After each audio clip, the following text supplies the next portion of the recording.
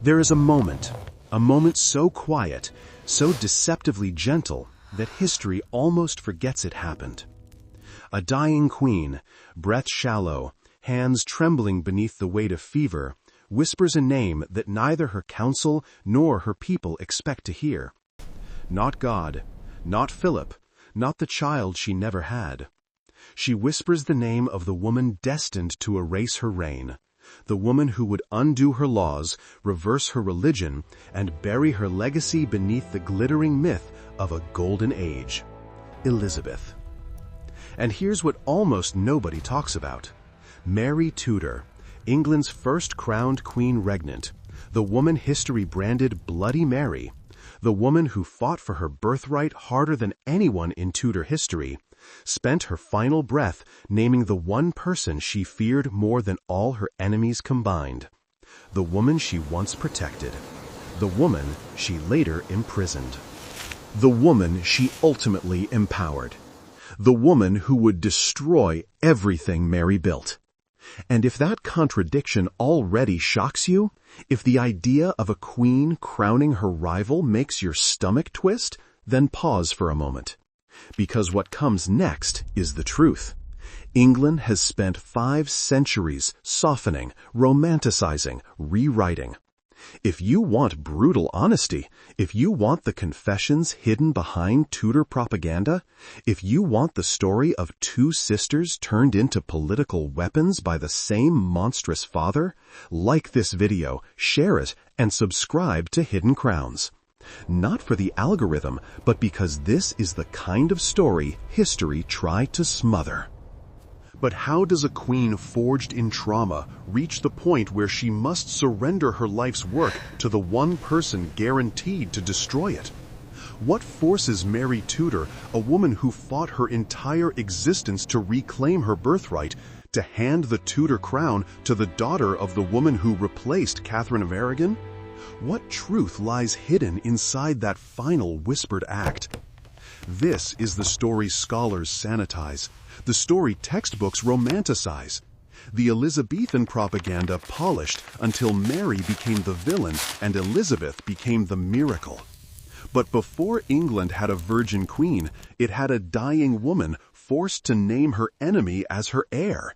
The last Tudor daughter, the last Tudor martyr, the last Tudor sacrifice, Mary's sacrifice. Here is the contradiction that history hates to examine. Mary Tudor spent her youth protecting Elizabeth, yet Mary Tudor spent her reign imprisoning Elizabeth. And Mary's final command gave Elizabeth everything Mary feared most. What happened between them? Was it love? Was it a rivalry? Was it guilt? Was it destiny? Or was it simply the brutal architecture of a dynasty built on betrayal? To understand Mary's final act, we must return to the beginning, to the moment when the girl who adored Elizabeth became the queen who distrusted her. 2 sisters, 2 mothers, 2 religions, 2 visions for England, 1 destiny, 1 collision. Mary and Elizabeth were not opposites, they were mirrors. One daughter carried Catherine's heartbreak, the other carried Anne Boleyn's defiance. One lived to avenge the past, the other lived to escape it. And between them stood a throne stained with their mother's blood. The truth is brutal. Mary Tudor never hated Elizabeth. She hated the world that used Elizabeth as the symbol of her mother's destruction. She hated Anne's followers, the Protestant nobles who celebrated Catherine's fall. She hated the faction that raised Elizabeth as the living banner of their rebellion. She hated the memory of Anne Boleyn looming at the edge of every political conversation. But Elizabeth the girl, the orphan, the terrified teenager trembling under interrogation, Mary loved her, and she protected her until she couldn't, until power demanded a harder Mary, a queen version of herself that the gentle girl inside her could no longer recognize. Because Mary Tudor learned Henry VIII's final lesson. In the Tudor world, love is not a refuge. Love is a battlefield. And Elizabeth was the battlefield Mary could never escape.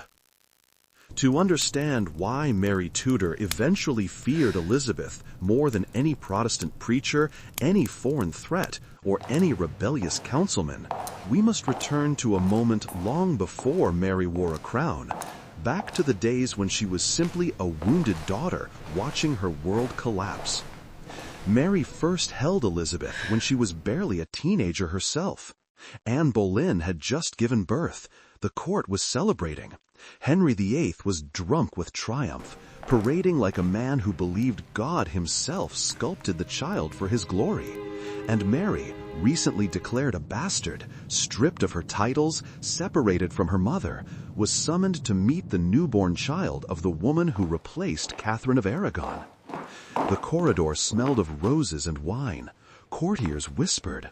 Anne stood like a dark star at the center of a universe that had exiled Catherine and destroyed Mary's childhood. Yet to everyone's astonishment, Mary didn't resist. She didn't break. She didn't curse the child. She didn't speak Anne's name. She looked down at the fragile infant, wrapped in linens finer than anything her mother had ever been allowed in exile, and Mary felt the strangest sensation, a softness she thought she had lost forever. Because Mary Tudor was not born with hatred in her heart.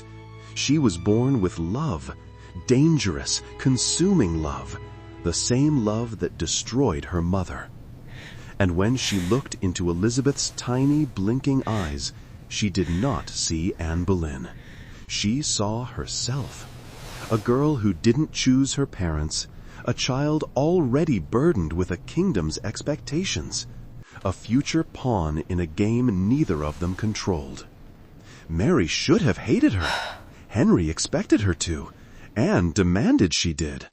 Ambassadors predicted she would. But Mary did the one thing no Tudor ever did. She forgave a child for the sins of her parents. For a moment, she imagined Elizabeth as a sister, someone untouched by court politics, untouched by Henry's cruelty, untouched by crown-driven rage. She could not save her mother, but she could protect this child. The world remembers Mary as a woman of fire and fury, but it forgets the years she spent bending over Elizabeth's crib, shielding her from vicious gossip, intercepting political letters that speculated about the baby's future, and praying, not for herself, not for Catherine, but for Elizabeth.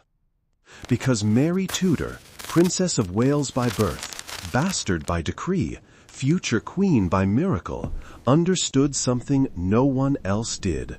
Elizabeth was the only person in the palace who had lost as much as she had. Mary's tragedy began with Anne Boleyn. Elizabeth's tragedy began with her too. Two girls, two victims, two pawns, two wounds carved by the same blade. And in those fragile early years, Mary loved Elizabeth as if the child were the final remnant of the family she had lost. But Tudor love is a seed planted in poisoned soil. It grows crooked. It twists. It splits open into something darker the moment power enters the room. And power always enters. Always. When Henry VIII died in 1547, Mary was 31. Elizabeth was only 13. Both sisters suddenly found themselves at the mercy of a council that despised their mothers, their bloodlines, and their claims to power. For a brief moment, it seemed they might face the world together. Mary visited Elizabeth often. Elizabeth wrote affectionate letters, full of flourishes and cautious politeness. They stood side by side at court, two Tudor daughters painted into a scene they never asked to be part of. Observers noted that they moved with similar grace. Elizabeth inherited Anne's sharpness. Mary inherited Catherine's dignity.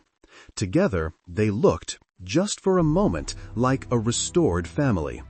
But everything Mary saw as kinship, the council saw as opportunity.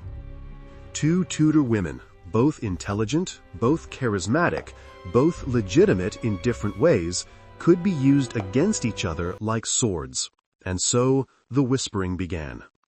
Elizabeth was too clever, too popular, too Protestant, too close to dangerous advisers, too similar to Anne Boleyn, too reminiscent of the reformist future many nobles wanted. It didn't matter that Elizabeth was barely a teenager. The council feared potential, not proof. Rumor is the deadliest weapon in a kingdom built on fear, and rumor wrapped itself around Elizabeth like a silent noose. Mary had spent her youth being torn apart by rumor. Elizabeth was about to experience the same. But here is the contradiction at the heart of their story. Mary didn't fear Elizabeth at first. She feared losing her, because Mary knew how quickly the Tudor court could devour a young girl with a shadowed ancestry. Elizabeth bore the stain of her mother's execution. The nobles had never forgiven Anne Boleyn for daring to challenge Catherine, and Henry VIII had left behind a court filled with men eager to shape the next monarch in their own image. Mary recognized the danger. She stepped forward to protect her sister. The irony is brutal. The first time Mary saved Elizabeth, she planted the seed of the fear that would one day destroy them both. The turning point came in 1554. Mary had just ascended the throne, victorious at last. London celebrated her as a savior, the rightful heir, the true princess restored, the daughter of Catherine vindicated at last. But beneath the fireworks and parades simmered a bitter undercurrent. England was divided. Catholics wanted tradition. Protestants wanted reform. Nobles wanted influence. Foreign powers waited like vultures. When Mary announced her plan to marry Philip of Spain, the fault lines exploded. Wyatt's rebellion was more than an uprising. It was a declaration. England belongs to the future, not Mary. And Elizabeth, young, charismatic, Protestant, the daughter of Anne Boleyn, became the symbol of that future. Mary did not need evidence. She had lived long enough to know that Tudor politics did not rely on truth. Her entire childhood had been destroyed by suspicion, not fact. She had watched her mother's honor crumble under accusations that didn't need proof, only repetition. She had watched her own legitimacy vanish under the weight of political convenience. So when Wyatt marched toward London, invoking Elizabeth's name, Mary broke. Not because she believed Elizabeth betrayed her. She believed Elizabeth was being used the same way Mary had been used. But in Tudor England, innocence is irrelevant. Mary did the only thing she believed could save her sister. She placed Elizabeth under guard. Imprisonment, in Mary's mind, was protection. Elizabeth could not be forced to lead a rebellion if locked behind stone walls. She could not be manipulated by Mary's enemies if kept under watch. She could not be executed as a traitor if kept away from the conspiracy. But Elizabeth did not understand. All she saw was betrayal, iron bars where there had once been kindness, interrogators where there had once been affection, letters seized, servants replaced, footsteps echoing outside her door like threats. Elizabeth wept. She trembled. She begged. And yet Mary, believing she was protecting Elizabeth from a fate worse than imprisonment, held her ground. But love disguised as fear becomes indistinguishable from cruelty. And Elizabeth's terror during those months, the cold nights at Woodstock, the interrogations, the spies, the locked doors, carved something new into her heart: distrust. Not just of Mary, but of love itself. Elizabeth's imprisonment at Woodstock was one of the darkest chapters in their story. Not because it proved Mary's tyranny, but because it revealed the crown's poison. Elizabeth endured winter drafts seeping through crumbling walls. She endured guards who watched her every breath. She endured the humiliation of having her letters confiscated before she could seal them. She was 13 years younger than Mary. She had lived through her mother's execution, and now she believed she would share her mother's fate. Elizabeth wrote desperate letters. "I beseech your grace, let me clear my name. I am your true and loyal sister. I have never sought your crown." But letters do not restore trust in a kingdom built on suspicion. Meanwhile, Mary was deteriorating. It was not hatred that consumed her. It was exhausting. It was heartbreak. It was the knowledge that the only person she ever loved freely was now the person England wanted elevated above her. Mary suffered phantom pregnancies. She suffered political isolation. She suffered betrayal from ministers who praised her to her face and plotted with Elizabeth's supporters behind her back. Every riot, every Protestant sermon, every foreign ambassador's whisper fed the same message. Elizabeth is the future. You are the past. Mary didn't want to believe it, but the kingdom made the choice for her. And she sensed with rising dread that her reign was not a restoration, it was an intermission. Elizabeth was waiting in the wings. England wanted her. Destiny required her. It didn't matter that Mary had sacrificed everything.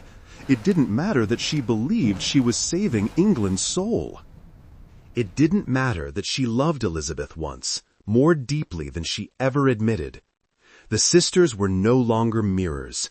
They were endpoints of a line drawn by Henry VIII. Elizabeth was youth, hope, Protestant renewal. Mary was age, grief, Catholic restoration. One would rise, one would fall.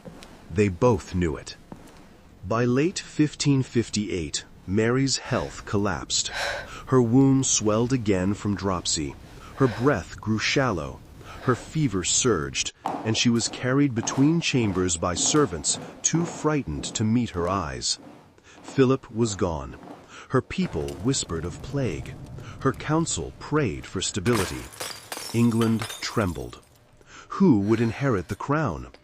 There was only one answer. Only one person with royal blood strong enough to prevent war. Only one Tudor whose name could calm the nobles. Elizabeth. Mary knew it. Her council knew it. England knew it. And so, Mary Tudor, first Queen of England in her own right, the daughter of Catherine of Aragon, the woman who fought harder for her crown than any Tudor before or after, summoned her sister.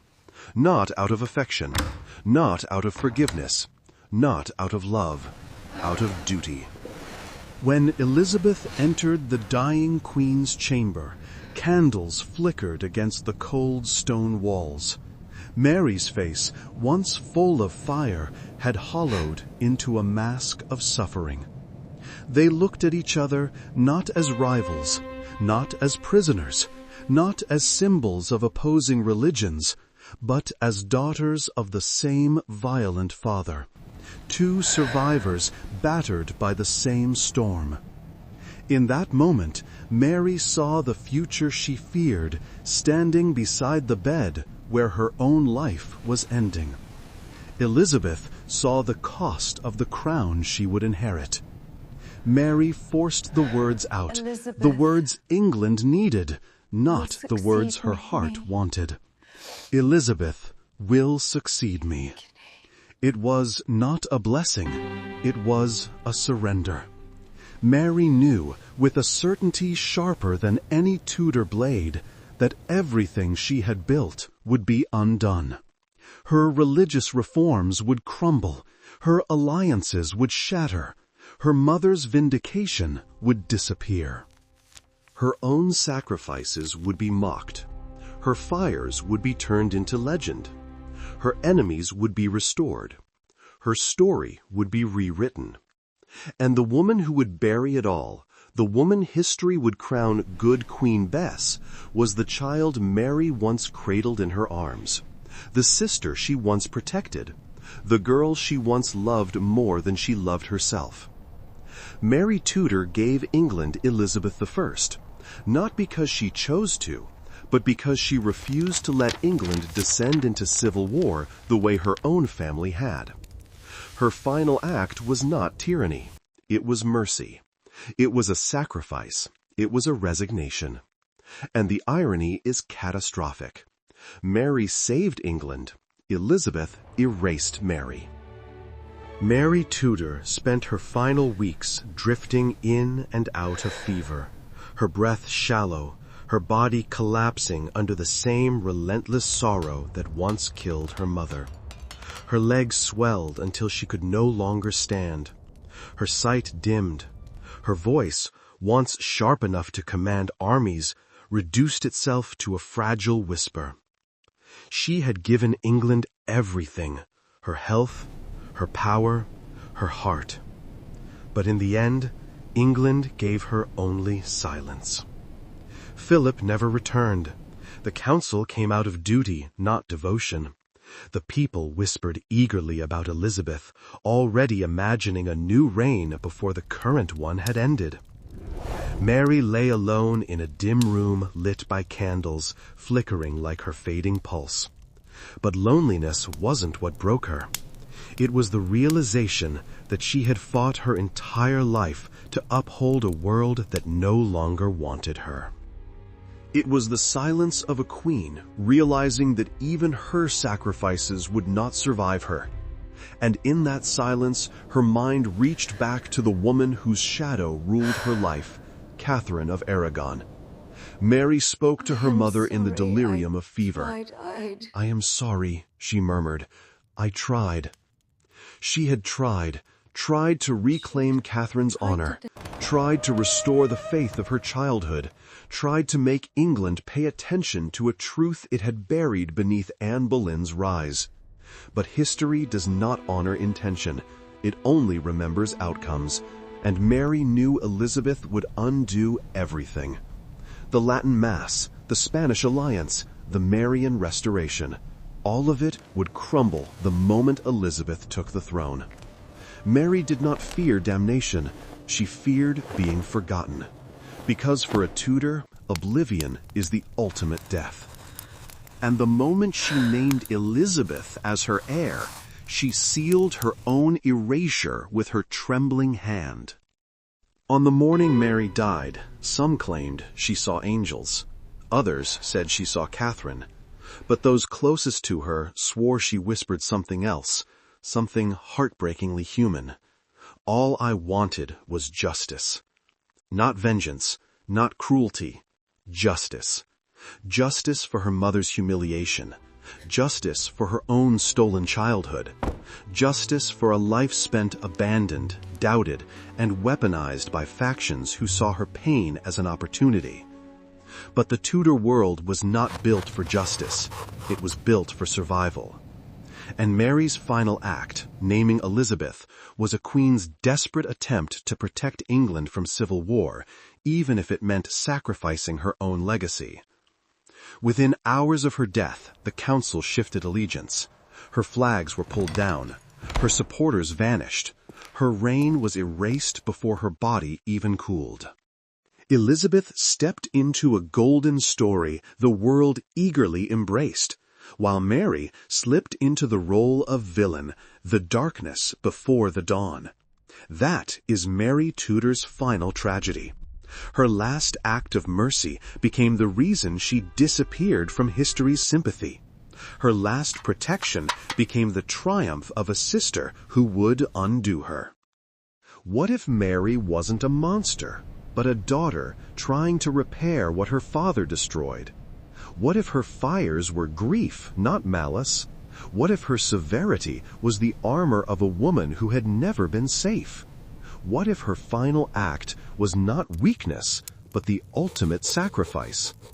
Would you have risked a civil war just to keep your legacy intact? Mary didn't choose Elizabeth. History forced her hand.